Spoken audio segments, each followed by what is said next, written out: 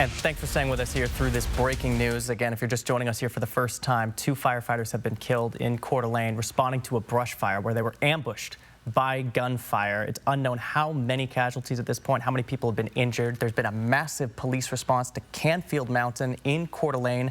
The FBI en route giving their assets to this situation. And again, an unknown number of suspects.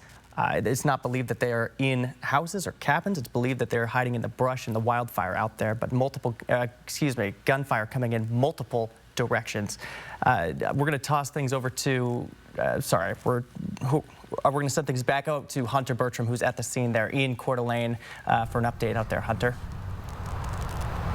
Yeah, Jordan, just as you were mentioning, FBI, multiple agencies from around the region are here assisting. That includes Spokane regional agencies. That includes Ponderosa County regional agencies, just across the board agencies from the inland northwest, across North Idaho and Spokane are responding. I want you to actually take a look at the command center here at Cherry Hill Dog Park, a very popular area for North Idaho, especially here in East Coeur d'Alene. You can actually see just the amount of active law enforcement here on scene. I mean, this was a relatively quiet, Sunday, and once, as you said earlier, Jordan, 121 firefighters responded here at Canfield Mountain to a fire, a brush fire, half-acre brush fire. When they got to scene around 2 p.m. is when they say they came under gunfire from some type of modern-day sports rifle. Now, what's also known is the agencies. Like I said, there's just so many that are involved right now, so many agencies, and it's also unclear, those 2 fire personnel who have been shot and killed, what fire agency they're from specifically. So we are still working to get this information just as it becomes more available. But as you can see, still a very active situation as there's this shooter still firing on law enforcement here on Canfield Mountain. Out there, Hunter, and in watching this scene unfold, this presence of law enforcement, unlike the likes of which anyone who's lived in this area for a long time has seen for a situation like this, very unprecedented. We heard Sheriff Bob Norris saying, there's been circumstances of this in urban areas and cities, and a rural area. Very unprecedented, kind of creates new complications, new challenges for police, especially as they try to navigate and locate where this suspect or multiple suspects might be out there. Yeah, Jordan, that's right. He said, unlike anything he's ever seen. He says these types of things, if they do happen, they happen in urban areas. This is not an urban area by any sense, given the fact that we are only about 10-15 minutes from the center of Coeur d'Alene, down there by the lake. But here in East Coeur d'Alene, it's a very suburban area. But actually, if you look over my shoulder, you can see a 911 Rescue 1 SWAT vehicle just pulled up on scene, again, emphasizing how much law enforcement, our presence, taking action here at the Canfield Mountain.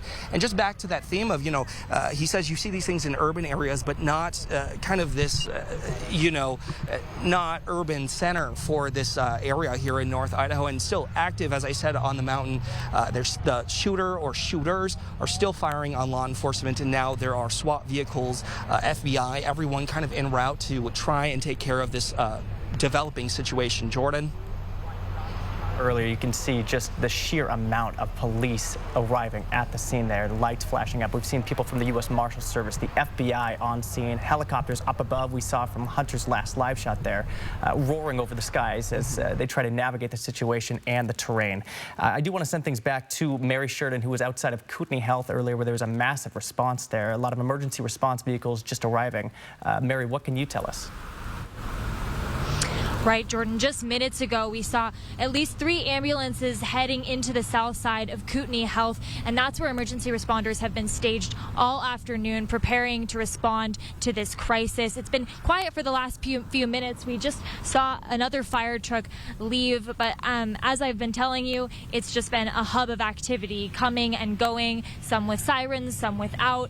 In today's press conference, we were able to confirm that 2 people have been killed, but we don't know how many other people, if there are other victims, other people that were killed, other people that were injured. But these emergency responders are ready and have been preparing all afternoon to respond to whatever crisis this may be. We are learning here that Providence and Multicare also saying that they're on standby. They said they're preparing to be able to take any patients in that may need to be transported over here to Spokane. Absolutely. This emergency does seem to be affecting multiple communities. Are stepping in to help however this unfolds.